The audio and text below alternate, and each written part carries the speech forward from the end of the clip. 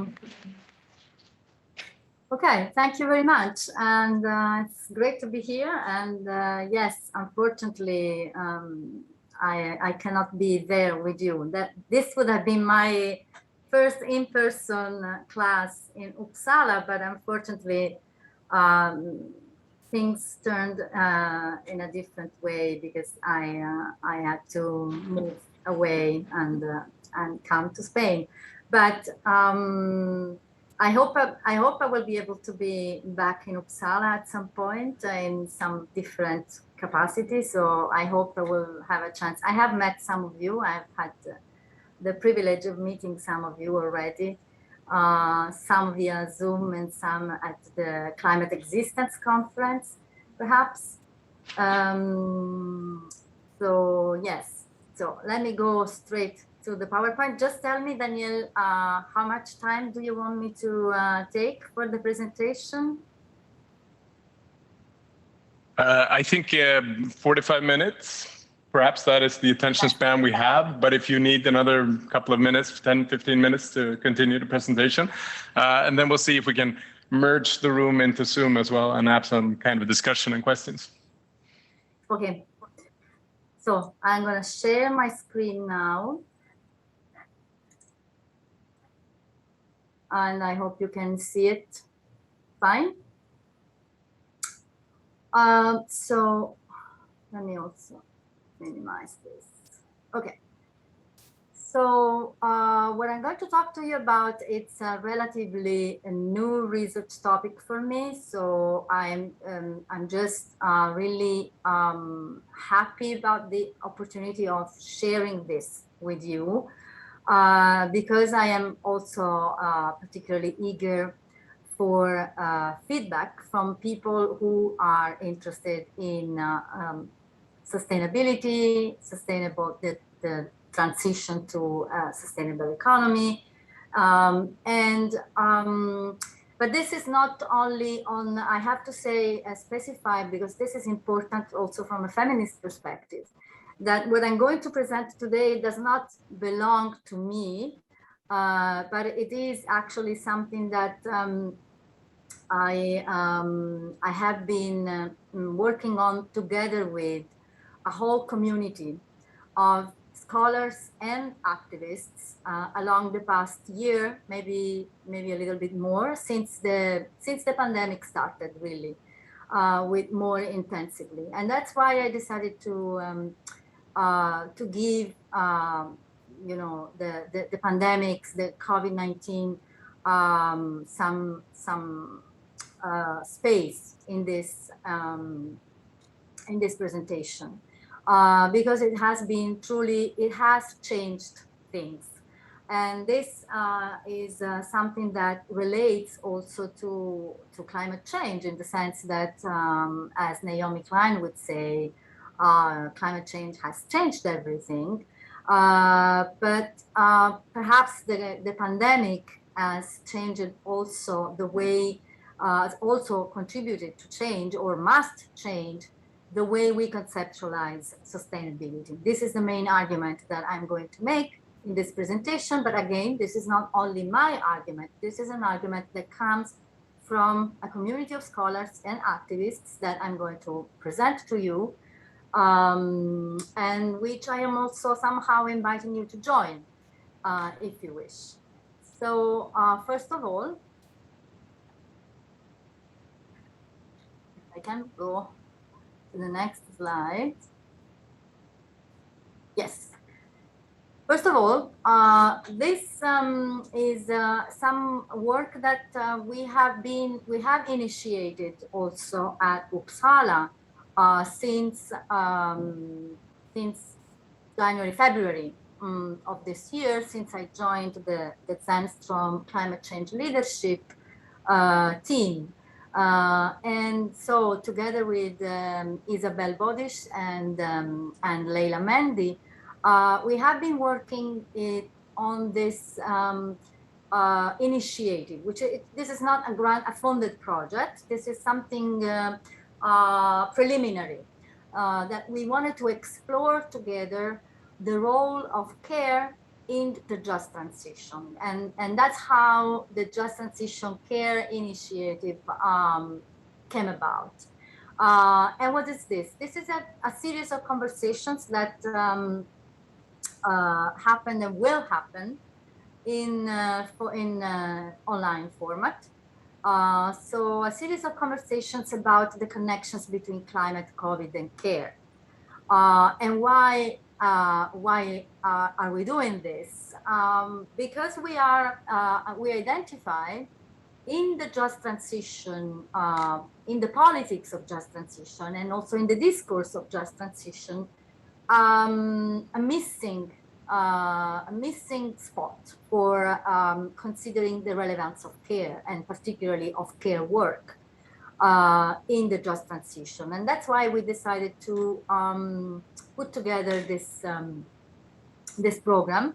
Program, it's too much of a big word. This initiative, this conversation, because we actually wanted to, what we actually want to aim to do is to listen from people who are particularly involved in the just transition, or more broadly in scholarship and activism around the climate and COVID and care crisis, not necessarily together, even separately.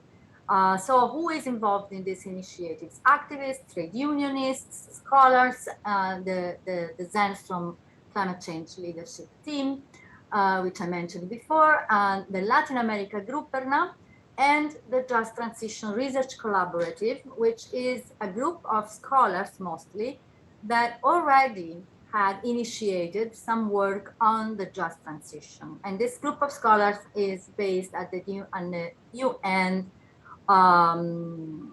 Institute for Social Development, for research on social development and risk. So if you're interested, you can find more information at this link here. Yeah, so let me just say a couple of words on what is the just transition, because maybe not all are familiar.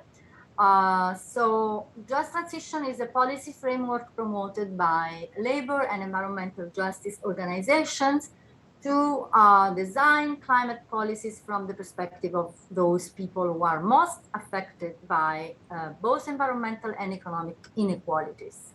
So this framework indicates how to compensate for the necessary phasing out of carbon-intensive industries, while also responding to the most urgent and vital needs of frontline communities by creating decent, stable, and community-driven jobs in clean energy and infrastructures. This is a very basic definition of just transition, a framework that was originally put forward by the labor movement, and also at the same time, in connection with it, also endorsed by climate justice movements.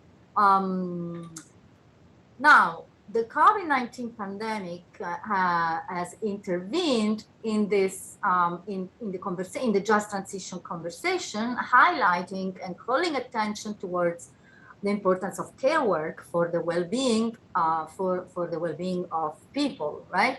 And so the importance of care work to also to reproduce healthy bodies, but not only bodies, not only people, but also healthy societies and healthy ecosystems. And this is work that goes unrecognized, largely unrecognized, and the pandemic made clear how much this work was unrecognized, undervalued, and undermined.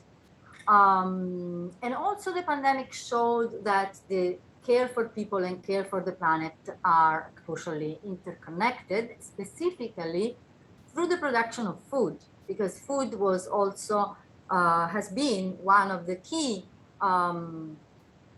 sectors, the food industry and agribusiness, that one of those key sectors of the modern globalized economy that are most involved with the diffusion of the virus, no, and the the spread of the virus from animals to humans. And yet, this recognition of this importance of care work is still missing in the just transition agenda. So that's why we decided that we wanted to explore this a little bit further. Also, let me explain how do we understand care work. We intend, by care work, we intend the ensemble of paid and unpaid activities that provide for human needs and well-being, including the need for healthy food, as I was mentioning, and for a healthy environment. So care work does not only happen in homes, in the domestic sphere, it is also carried out in the public space, in communities, in farming, in non-industrial farming, specifically in peasant agriculture and in indigenous farming and indigenous forestry. So, and fishing. So these are all forms of care work broadly intended in the sense of caring for the land and caring for non-human nature. And so in this broad understanding of care work, there are different people are involved in this understanding of care work. But all of them have been particularly hit by the pandemic because of the particular nature of the work they do. And also, and particularly important, this is particularly important because of how their work is misrecognized and unsupported. So starting from this premise, we can see COVID-19 as only the latest manifestation of a global crisis of reproduction.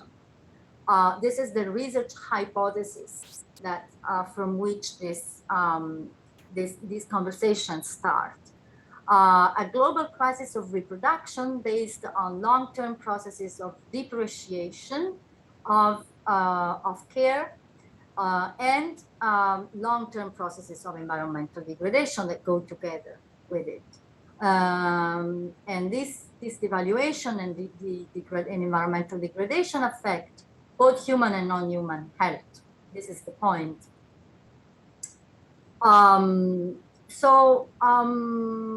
This is just a short introduction to give you an idea of what is behind this just transition care initiative. Now, these ideas that I just carried to you have been around for particularly for a longer time, but particularly over the past year, for a longer time because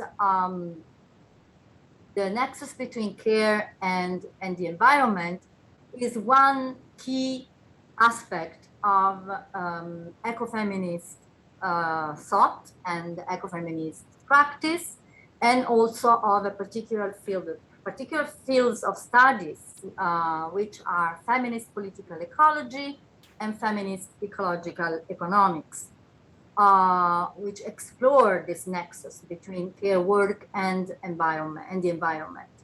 But of course, the pandemic also has introduced this third element, right, of the crisis of reproduction, the element of the pandemic, of the global health crisis.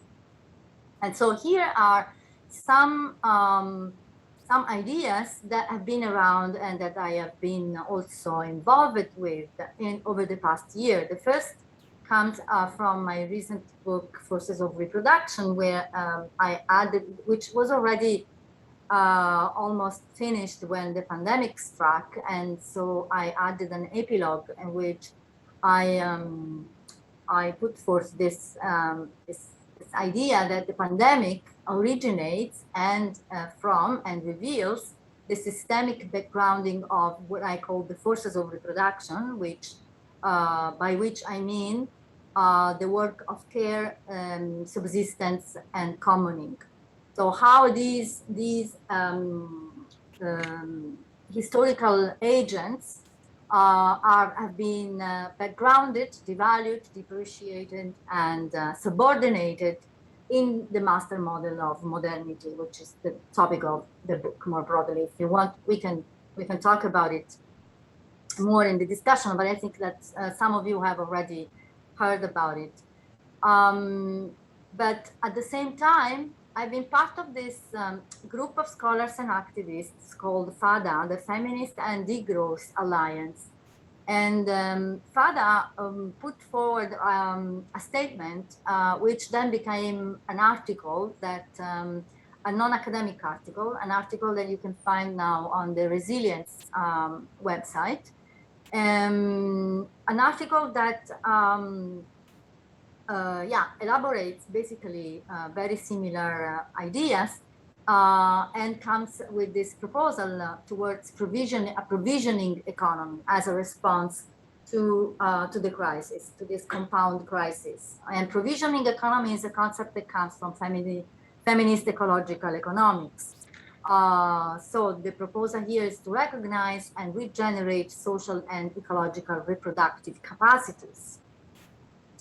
And then also I'm mentioning here another movement that is also a mixed movement. It's basically a social movement, but many scholars are also active in it. You may have heard of it as the Ni Una Menos movement, originally from Argentina, born in Argentina in 2015. But here, what I'm quoting here is an article from the Italian branch of the movement that goes by Non Una di Meno. And also in the spring of 2020,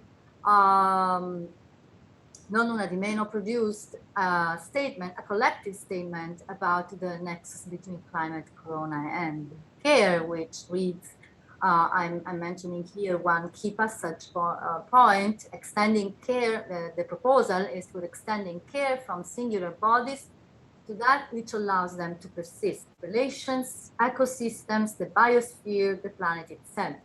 This is the ground of encounter between feminists, trans-feminists, and ecological movement. And the idea, since Ni Una Meno is a feminist movement that was born from the urge of opposing violence, gender-based violence, so violence against women and trans people.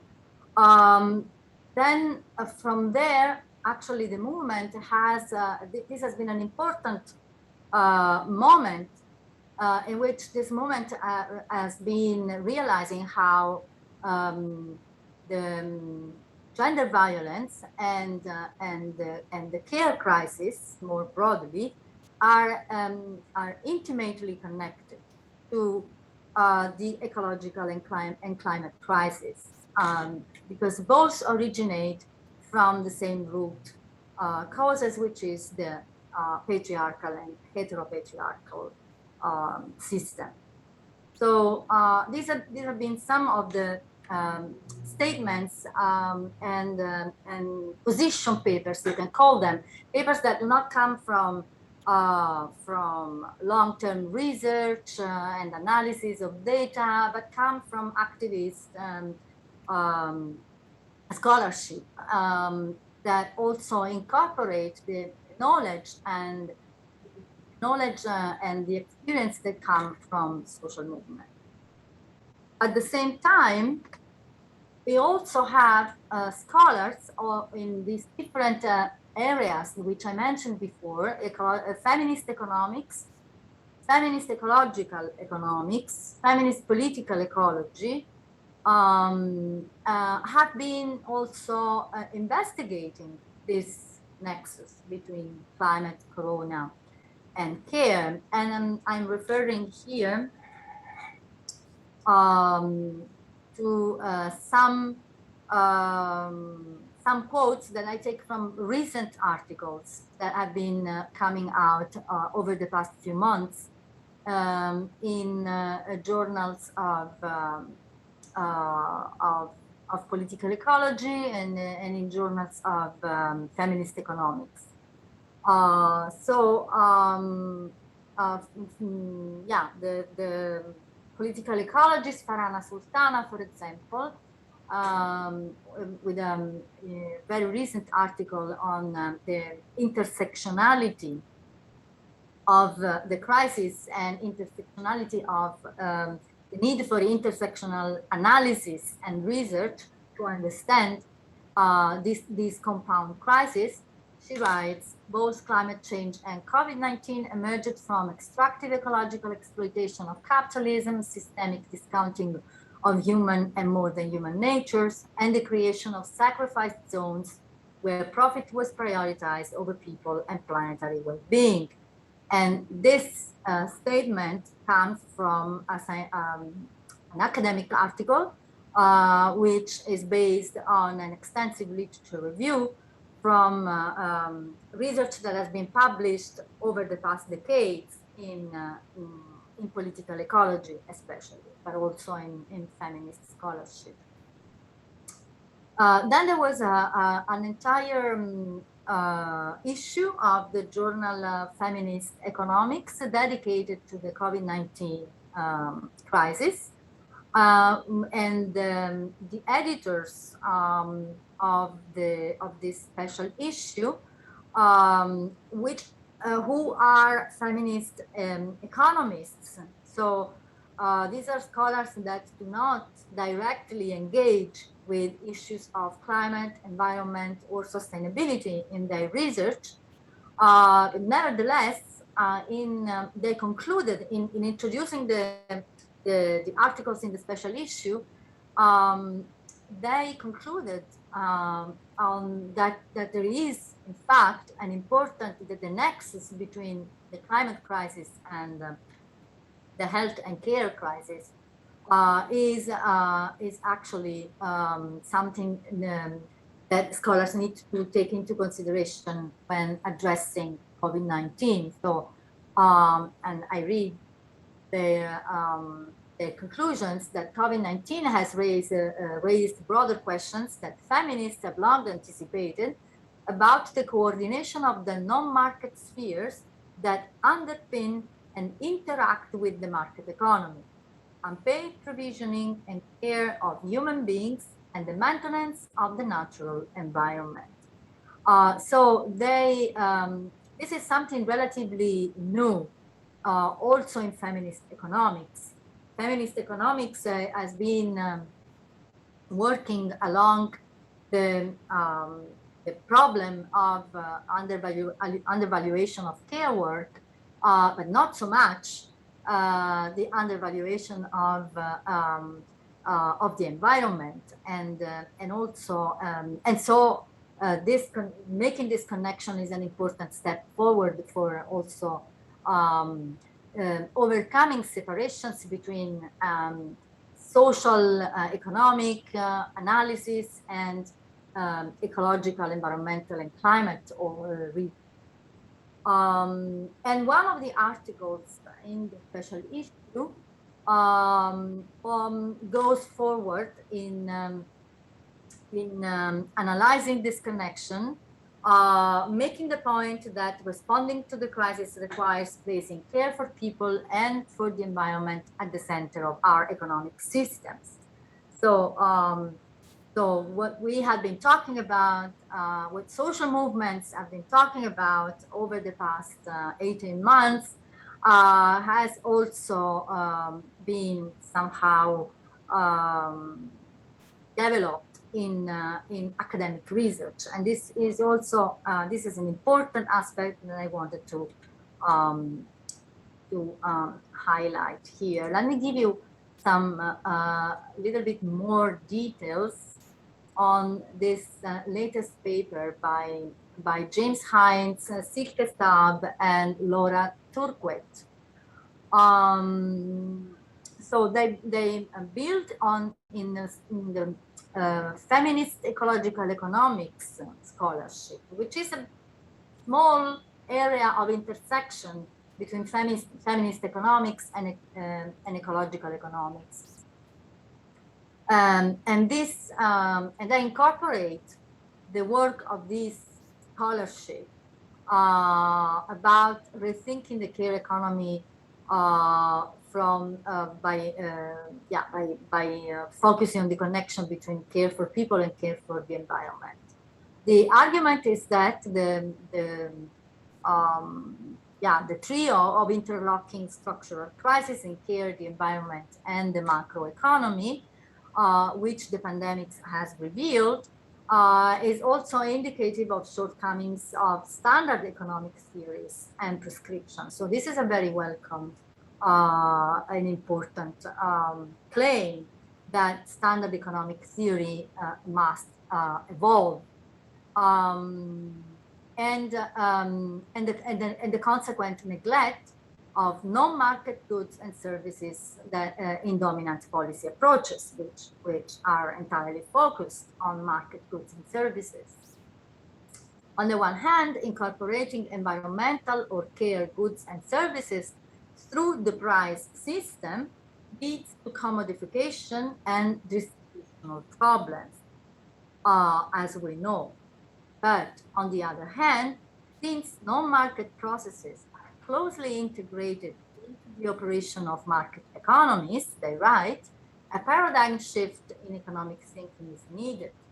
So the authors find that alternative paradigms so far, for example, the degrowth paradigm or the Green New Deal paradigm, have not paid sufficient attention to non-market goods and services and to gender.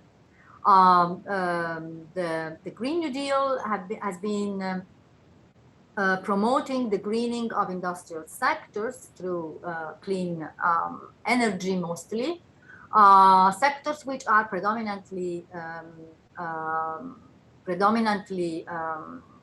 occupied by male workers with a high risk of reinforcing occupational segregation. And the degrowth paradigm, according to the others, has been promoting the expansion of non-industrial work, which is predominantly female-oriented, occupied by female workers with a high risk of reinforcing the overburdening of care work, which is already overburdened and disproportionately borne by women. And in short, they write, gender trade-offs need to be surfaced to devise strategies for their mitigation. On the other hand, feminist ecological economics offers an alternative. And the alternative is that of considering market and non-market activities as equally relevant to the economy. Seeing the economy as the sphere of social provisioning for life-enhancing needs. So the economy comes to be redefined rather than the aim of maximizing individual choices. The aim should be that of provisioning for life-enhancing needs. So pushing beyond the limits of both neoliberal and Keynesian policy approaches. And another key principle of provisioning is recognizing interdependencies and welfare enhancing activities through and valorize these through care related policies. So, I mean, it's basically the point in this particular article, which is important because it incorporates a long tradition of feminist ecological economic scholarship that is very minoritarian, both in ecological economics and in feminist economics and in economics more broadly, right? So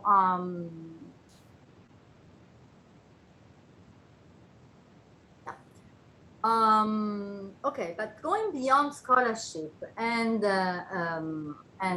making a step back again into the world of social movements, what has been happening also over the past year and a half is that this nexus between care for people and care for the planet that the pandemic has made particularly clear is becoming a new mantra, as becoming a common concept, a common parlance in feminist and women's movements, specifically those that are being contributing to the Green New Deal, the politics and discourse of Green New Deal. So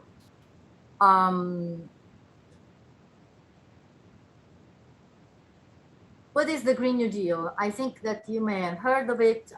It is a policy proposal that has been, a policy framework that has been around for more than a decade now. It has been endorsed by, in different forms, by different organizations, from the UN to national parties, green parties, labor, the Democratic Party in the United States. So there are various versions of the Green New Deal, but what they all have in common is the idea that the climate crisis is compounded with economic crisis of employment, and so the two need to be tackled together because they are connected, and that connection is mostly an opportunity of reducing or drastically reducing and very quickly reducing carbon emissions by investing in the greening of investing in defossilizing the economy. So investing in what once were called green jobs, now they're called climate jobs, jobs in the clean energy sectors and infrastructures that will allow for a decarbonization of the global economy. And this, how can this be done? This can be done in only one way, by abandoning neoliberal austerity policies once and for all, and embracing Keynesian approach to public spending that, as in the previous New Deal, which was not green, of course, but was a program of recovery of the economy through public spending. So in this case, not only a recovery of the economy, but also a decarbonization of the economy through public spending. Now, feminists have been contributing to Green New Deal ideas. They have been, feminist organizations that you can see here have been working together towards a platform, for a feminist platform of principles, of feminist principles for the Green New Deal. What are these organizations? The most important to consider is the Feminist Green New Deal platform, which is a coalition, basically. Coalition of something like 40 organizations. It's a coalition founded in early 2019 by 14 US-based women's rights and social justice, environmental justice organizations. But then this platform has been endorsed by more than 40 others on the global scale. So it has a global outreach.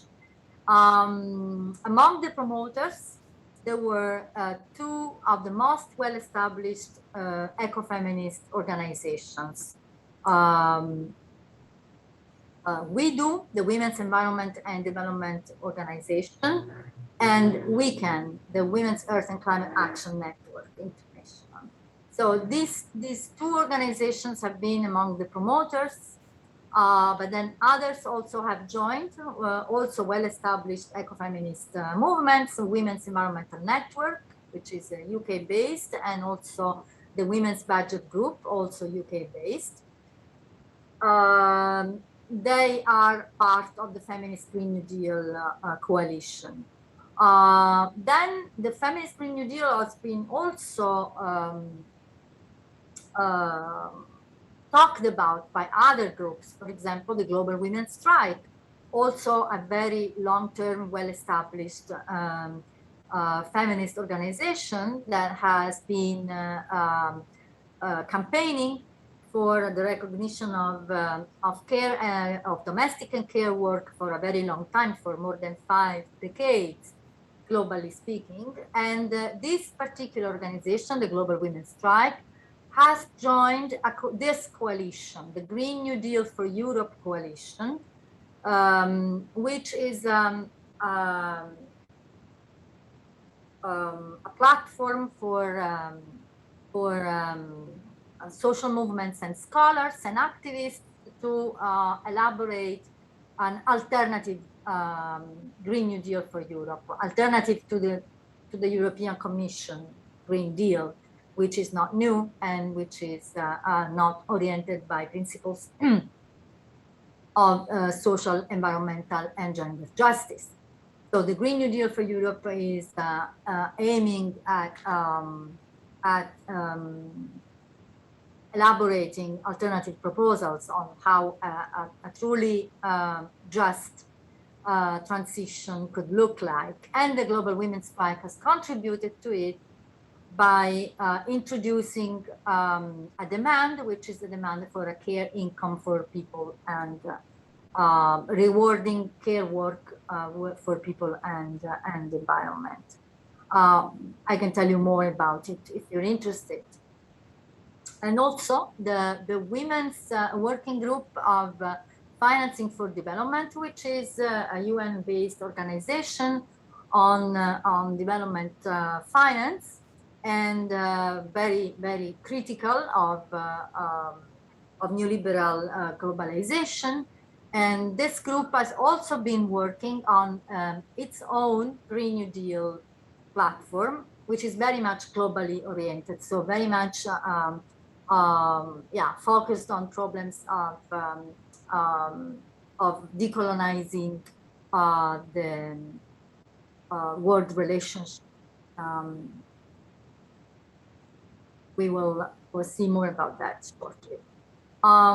So what these organizations have in common is these principles.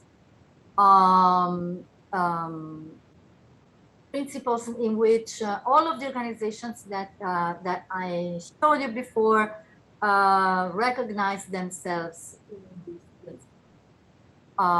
So first of all, intersectionality. The fact that the climate crisis is the way it is, its causes and its impact have to do with sexism, with racism, with exploitation. So they have to do with gender-based and racist and class-based inequalities. So Green New Deal policies must be intersectional. This is the first principle. Take into consideration how different inequalities intersect with each other. Then the principle of decoloniality, and also the idea that Green New Deal policies cannot be domestic, cannot be purely national. They must be global in orientation, because also global inequalities are also deeply entrenched with the crisis.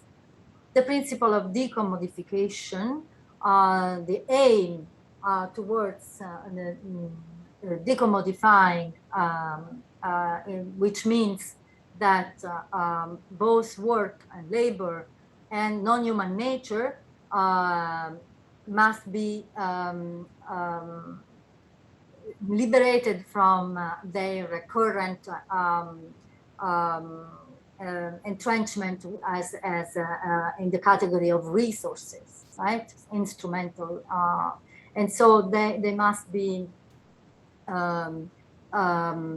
put in common and seen as commons, both human labor and non-human nature.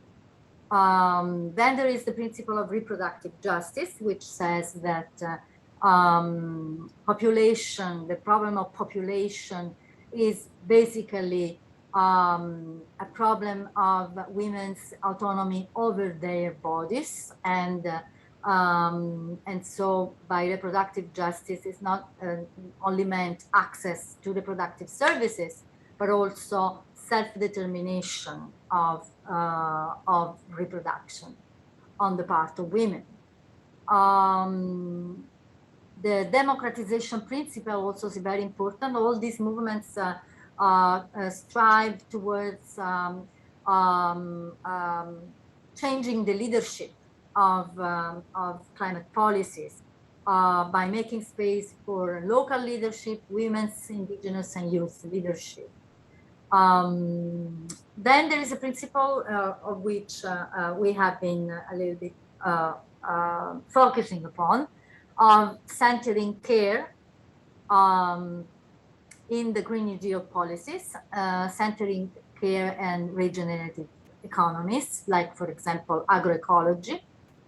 Then the principle of divestment from fossil capital, from the prison complex and the military. These are all ideas that have a long history in feminist movements, and especially in radical feminist movements, like the one that I was mentioning before, the global women's strike, that for decades now have been advocated about the need of divesting from the military specifically, but more recently it has become clear that entire economies, like the US economy, for example, are also centered on the prison complex, right?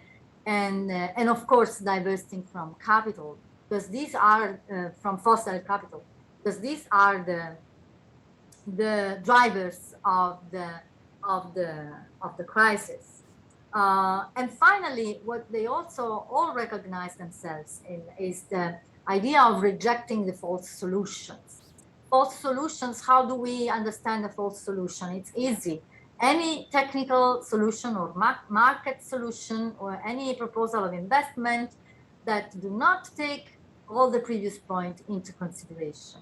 So any purely technical or purely market solution that do not take into consideration the intersectionality of problems, the coloniality of the crisis, the commodification of nature and labor, the reproductive injustice, and the authoritarian and undemocratic decision-making processes, the undervaluing of care, and the problem of current still ongoing investments in these sectors are basically false solutions. Now, why is care work? Let's focus on the aspect of care work, and why is this important to a feminist Green New Deal? Also, what these organizations have in common is this understanding of care work as essential to human well-being, but also at the same time low carbon work. So, so the feminist Green New Deal sees an opportunity here of investing in care work has this dual advantage of responding to demand for human well-being, and at the same time decarbonizing the economy. But beyond that, the pandemic made it clear that care work has been increasingly burdened, um, also not only due to the health crisis, but also due to climate-related disasters, right? Because every disaster leaves in its wake a lot of people and places to be taken care of, and much of this taking care goes unpaid and falls upon the shoulder of the most marginalized groups in society. Globally speaking, women and girls of color. So both the climate crisis and the pandemic have increased the burden of unpaid care in terribly unsustainable ways.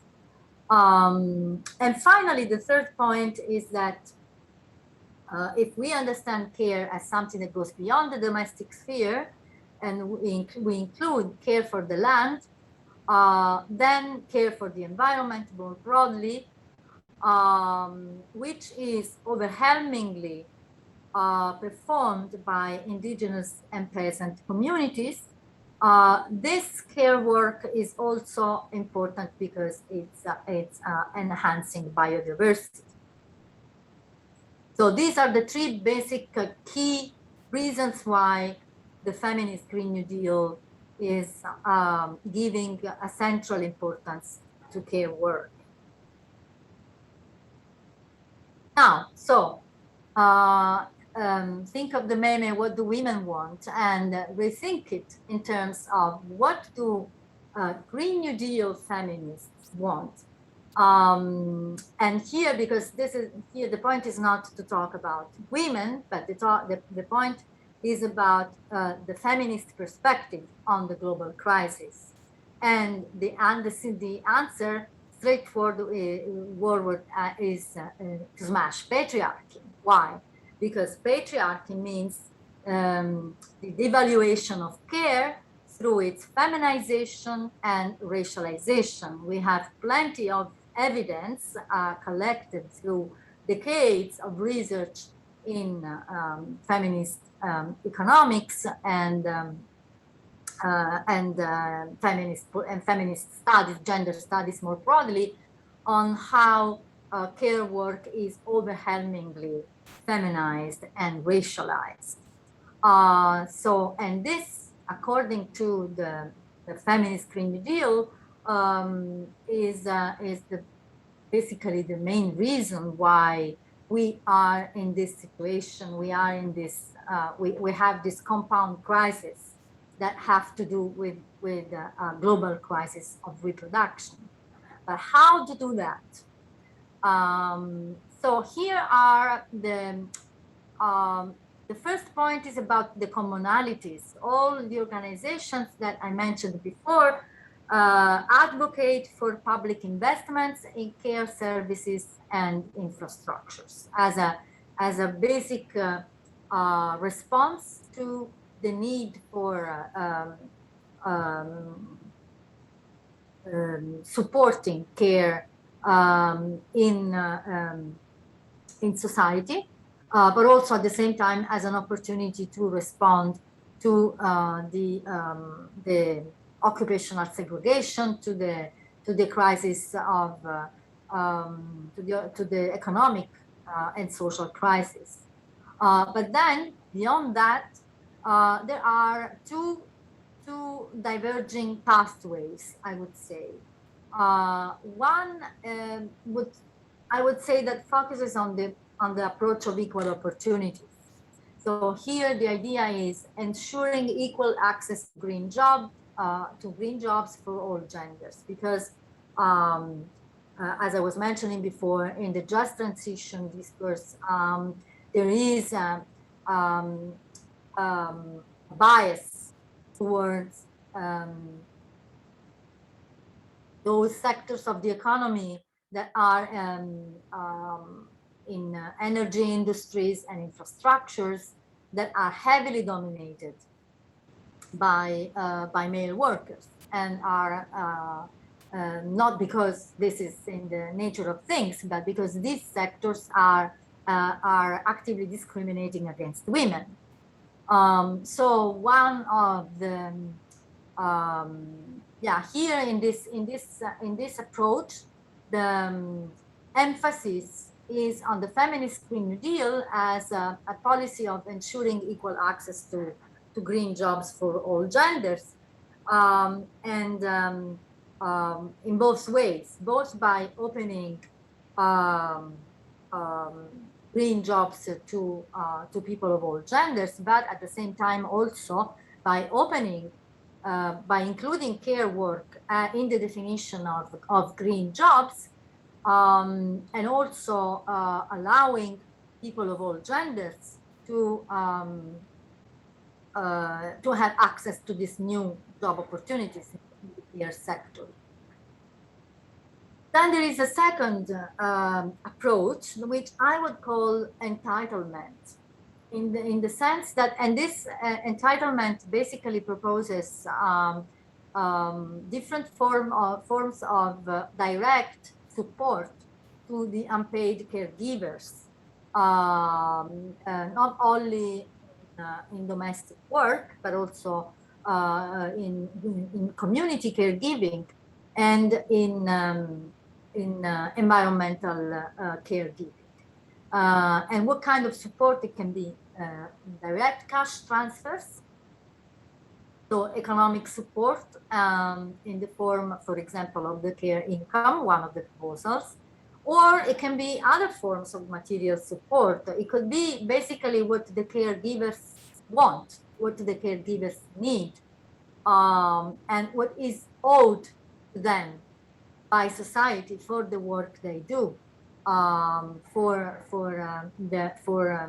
5 centuries, we could say, of unpaid care work that people have done during the whole history of the of capitalist and industrial modernity. So these two ways, these two approaches are not mutually exclusive, but indeed, some organizations are focusing on one and others are focusing on the other. So because there are long-standing debates within the feminist movements on the problem of how, if and how to value their work. And so here we come to my last slide, which is about these questions from a feminist political ecology. So let me first introduce this concept of metabolic value, which is a concept that comes from the feminist political ecologist Ariel Pallet. And basically, the idea is that capitalist and industrial societies are indebted for the uncompensated work that that caregivers do in reproducing humans and environment. And Saleh calls this an embodied debt, because that because this is work that deplete the bodies of the people who perform it. It's overburdening the people who perform this kind of unpaid caregiving, which, as I said before, is mostly performed by women and girls of color all over the world. But at the same time, Saleh proposes that care work, both social caregiving and environmental caregiving, to produce a specific form of value, which is not exchange value, but it's what she calls metabolic value. And by this term, what she means is value that can be understood as what is contrasting, resisting against the metabolic rift. It's a concept that comes from Marxist political ecology, which has been heavily popularized by scholars such as John Bellamy Foster, for example, and many others. That is basically the metabolic rift is the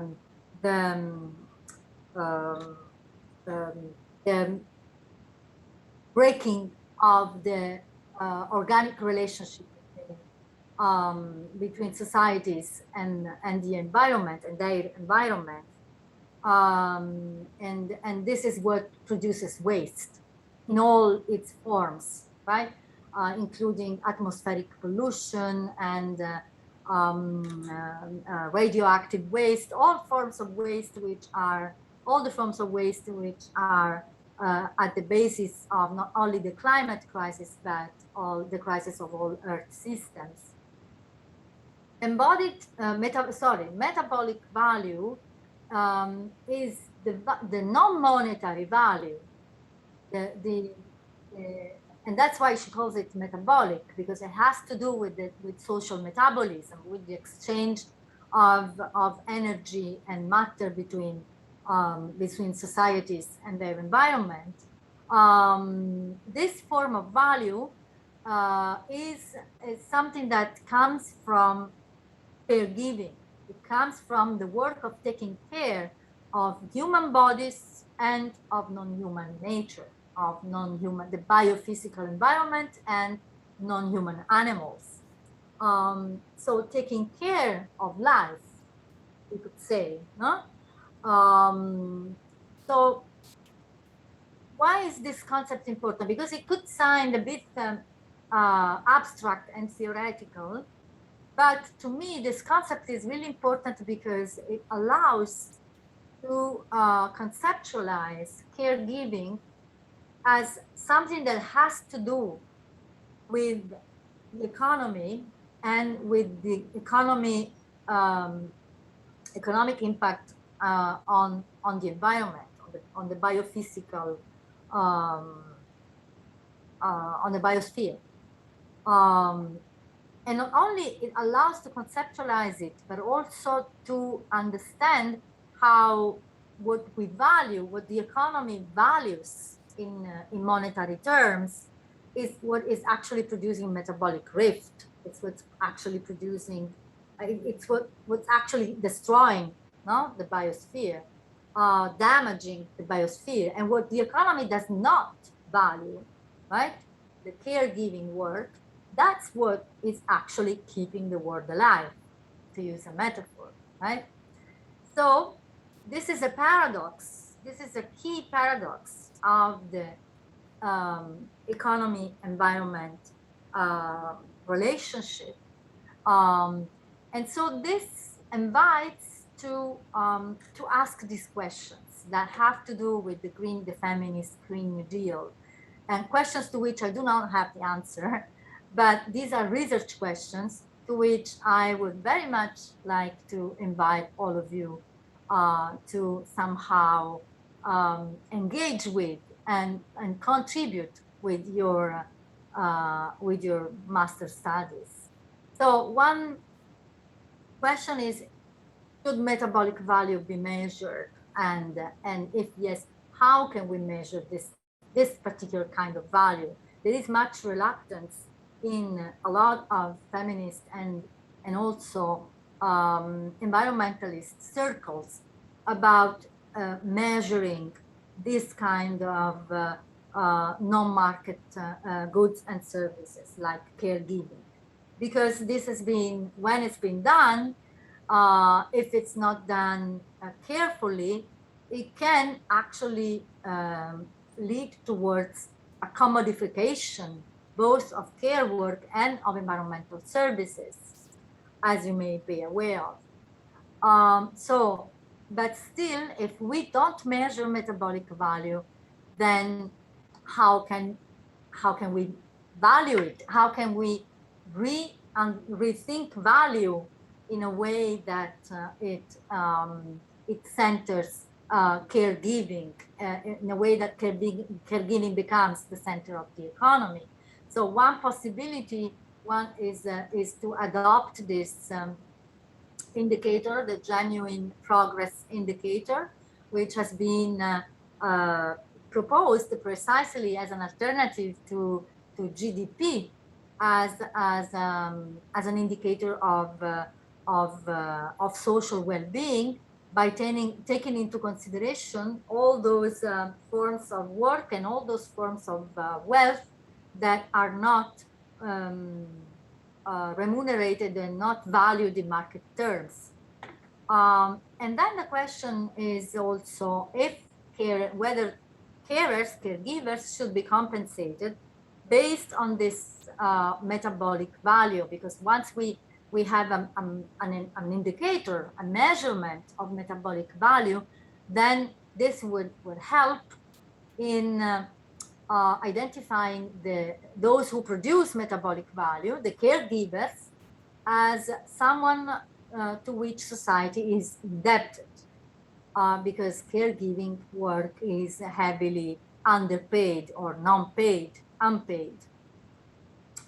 And so this would open the political possibility of raising the issue of society paying its debt to the caregivers through different forms.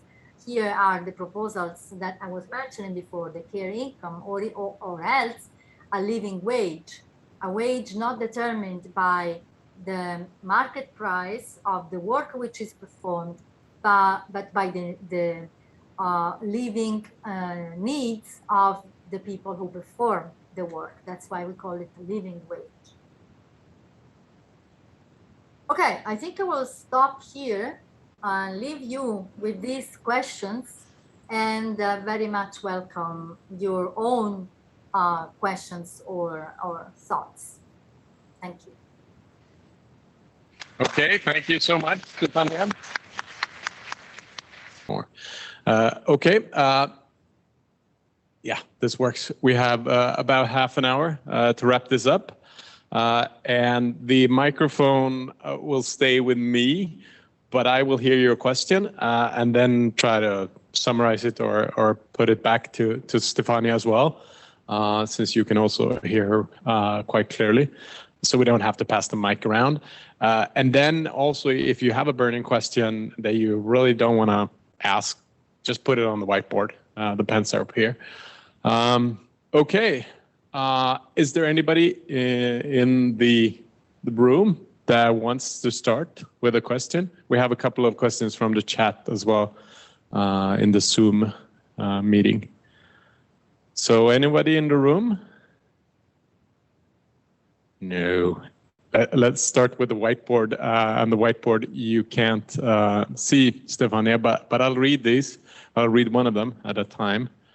Okay, let's take the long one in green up here, and I hope you can hear me okay as well. So in your lecture, you define forces of reproduction as, quote, care, commoning, and subsistence, end quote, what they are. But in your book, they are defined by the resistance to the master model of modernity, what they are not. Could you help clarify?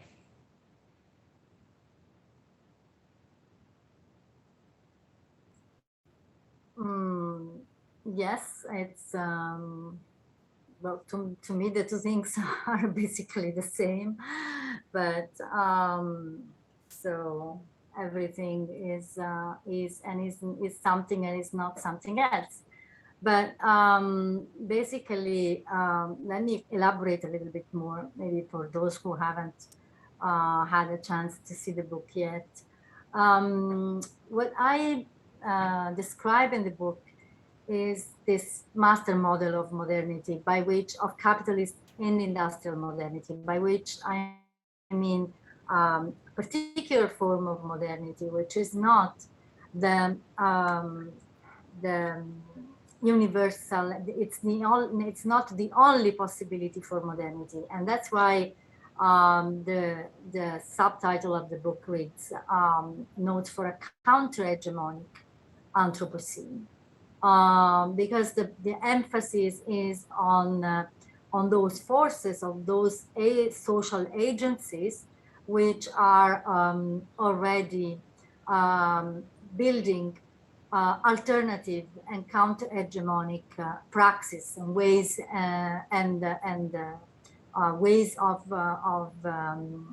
seeing and interacting with the non-human world and with each other. And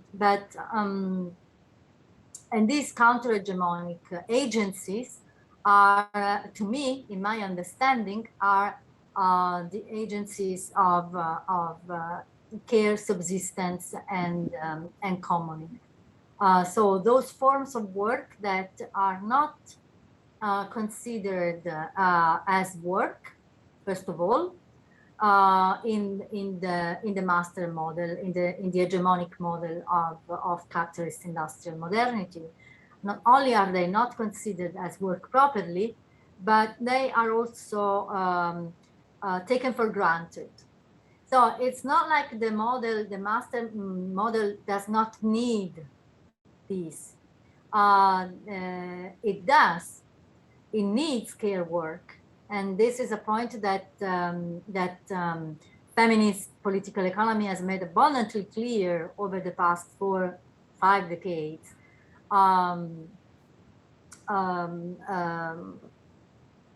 The capitalist model of economy, which is now dominant on the global scale, but also other forms of industrial modernity, centrally planned economies, they all rely on unrecognized, unpaid, or undervalued care for different forms of care work on the domestic sphere, but also in the public sphere and also in the environmental sphere. So the system does need these forms of work, but it takes them for granted. It considers them as non-work, as something that mustn't be valued. So, so this is the basic contradiction that feminist political economy highlighted. And what Nancy Fraser today is calling the contradiction of capitalism and care. But in my understanding, this contradiction goes beyond capitalism. It's not only the capitalist system. It's not only capitalist modernity. It's industrial modernity more broadly, because other systems that didn't call themselves capitalist have also adopted this same approach. And this is what, this is what I understand as the master model of modernity. But the point is to understand that there are, throughout the modern epoch, have been other forms, other ways of interacting with each other and with the environment that have continued to not only to exist, but also to resist the master model. So that's why I call them the forces of reproduction. This is it's a provocation and a paraphrases of the good old concept of forces of production, the science and technology and industry and the industrial workers that in historical materialism are seen as those forces that capital exploits, but at the same time that can resist capital and overthrow capital. But this vision of historical materialism is very heavily biased by a male industrial perspective, and it only considers industrial waged work and does not consider that a lot of work that is also crucial to modernity, to the modern system, is unwaged, and it's not industrial work. Is what, again, Ariel Saleh, an author that I very much appreciate, calls meta-industrial work, all the work that is around industrial work that makes it possible, that all the work that reproduces both labor power and the biophysical condition for the economy, right? So, I mean, all this to coming back to what are the forces of reproduction. In my understanding, these are the people who perform this kind of caring, of caregiving and subsistence work and commoning work, and in doing so, both as a practice, as a daily practice of sustaining and provisioning in feminist economics term, provisioning for themselves and for their communities, but they also do it maybe in very often in organized form as movements. For example, to give you a concrete example, the peasant movement, like La Via Campesina, can, in my understanding, it can be seen as a force of reproduction, because by opposing industrial agribusiness and industrial farming, by actively practicing alternative non-industrial forms of farming, but not only doing that is granting the reproduction of the soil and the production of healthy food, but it is also doing so in organized form, as a political statement, as a political struggle, claiming that a true sustainable modernity must be based on this kind of farming rather than on industrial farming, and also making the claim that this kind of farming is actively contributing to lower carbon emissions. It's actually countering the global increase of carbon emission as due to industrial farming. So that's why, to me, these are historical agencies that are already here. So we don't need to imagine them or to envision them in the future. They are already here. They have been here for a very long time, and they have been struggling against the system that we consider, that we maybe white people in the global north are used to consider as the only system, as the only form of modernity. It's important for us to understand that that's not the case, that there are different models that are also here and that are telling us that things could be different. Okay, thank you. We'll take a question from the chat from Anna. To what extent do you, within the movement, the research community, see these changes, initiatives happening within our current system? Is one possibility that we also need to smash existing international institutions? And I would add also, what would that look like? Yeah, I don't have an answer to that. That you will have to figure out yourselves. I mean, I'm not, these are very fundamental questions that basically go back to the reform or revolution dichotomy, which has been around for a very long time, and nobody has a question to that. So I think that my question is, each one of us must understand their own place. Understand, first of all, the forces at play and the struggle that is going on at this point in the world, and then picture ourselves in it and see where are we located, where are we positioned in these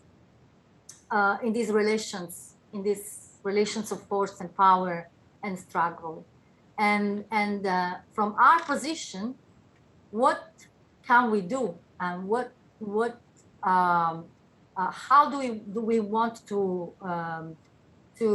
contribute? Because either we are reflexive on it or we don't think about it, we are still embedded within this struggle. So either as if we don't want to see ourselves as activists, doesn't matter, because we are still citizens of the global north, consumers, you name it. So the point is, the point for me is not to give meta global answers that are very divisive, because movements then get divided into blocks. Those that go for destroying, smashing pipelines, and those that actually want to practice agroecology, and these two groups spend a lot of energy in actually fighting each other over what's the proper and best way to go. For me, that's a waste of energy. I think that we should rather ask ourselves, where are we positioned, and how do we want to contribute to, or how can we, from the position where we are, contribute to the struggle. And maybe a short follow-up also, because we're in a university setting and as students, researchers, teachers, but also like co-learners or co-change makers or whatever we want to call it, at least in the CEMUS sense. So because we're in a fancy room, we read books, so we write assignments. So it is a very, a lot of activities are not turned towards the world in a sense. This is the world also, but how do you see your own kind of role in your own research and how that kind of can influence the world in a good way? Yeah, the university is very much part of the struggle. There's no way, there's no Babel Tower. Universities are the place where the knowledge about the crisis is produced. And it's this is hegemonic knowledge, is the knowledge that then feeds into global governance, global environmental and climate governance. And you that are sitting at Uppsala University are positioned in a place where this is so much truer than, for example, other universities in the world.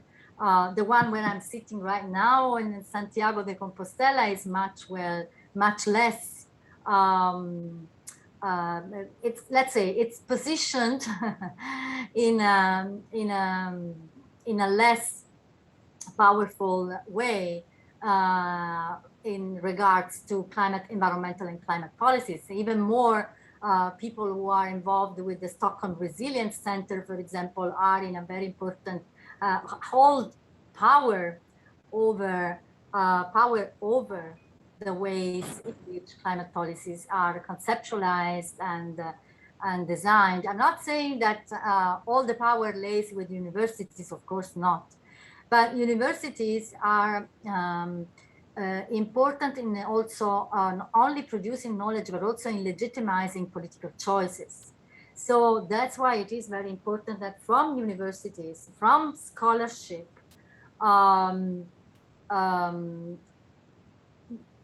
different kinds of knowledge are produced that highlight what is actually counter-hegemonic in the sense that I was describing before. Okay, and just raise your hand if you want to add a question or a follow-up from the people in the room. The chat is a bit more difficult, but I'll try to keep track of that one as well. Okay, so another question here from Leila in the chat. Where do you see tensions or potential conflicts emerging across the principles of feminist Green New Deal? Yes. Very much so. This is what I am actually trying to focus upon in my own research. Not because I think that it's important to flesh out internal divisions within the movement, because that might be considered as something self-destructive. But because I think that this dialectic is actually important. It's a productive dialectic. If you remember the slide which I show you about what feminist Green New Deals have in common, it's the demand for public expenditure in care services and infrastructure. But where they divide is these two different emphases. One is on inclusion, equal opportunities for everyone, for people of all genders to access these green jobs, and also rethinking green jobs by including care work as a part of the green jobs agenda. And so in this vision, I see this is a very important contribution to the just transition conversation and also to the Green New Deal conversation, right? Because it's a very realistic, if you want, way of engaging with the discussion which is already there about creating job opportunities, about investing in employment which not only is not fossil based, but it's actually countering the increase of CO2 emissions. So I wouldn't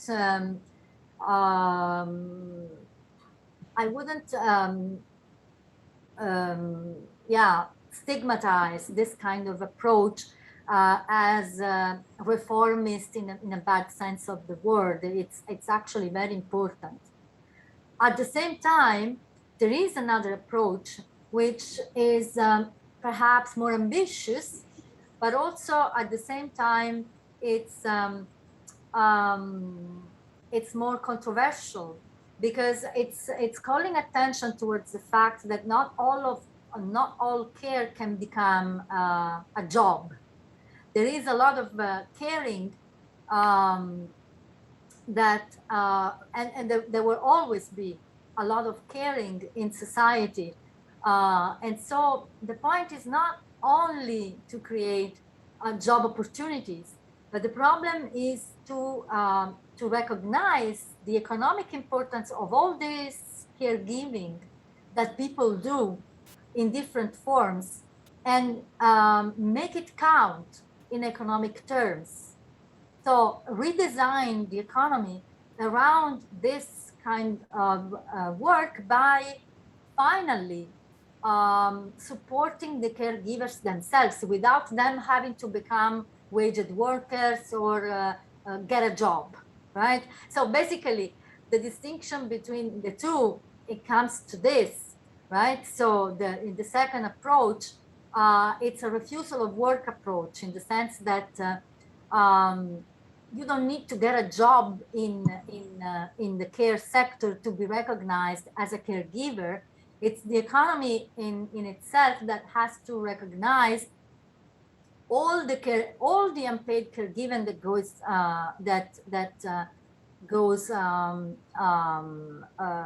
that is necessary, and recognize it materially, so in supporting it. So one of the demands, for example, of the Care Income campaign is not only for an income, because money is important for people to survive, because if you are because in this economic system you don't survive without money, but other forms of support that also are that have also been considered is access to other kinds of goods, for example, land.